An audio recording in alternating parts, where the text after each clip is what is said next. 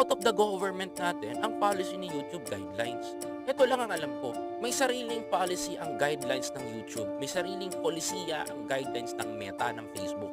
Mga kababayan ko, hindi natin puwede na matatanggal yun. Nasa kumpanya na nagpapatakbo na nitong platform ang kakayanan ng pagtanggal nun. Pero based doon sa batas, maybe doon sa literacy campaign na nilabas ng ating government, pwedeng ma-ban dito sa Pilipinas yung kanyang channel kung magkataon, mga kababayan. Yan ang alam ko, ha.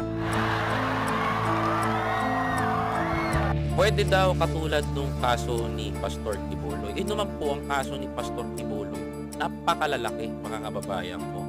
Napakalaki. Napakalaki. Hindi natin pupuwede kasi internationally siya bumanat, eh. International yung naging cases niya. Kumbaga na naging ano siya, eh. Kung ako tatanungin niyo, example, Pastor Kibuloy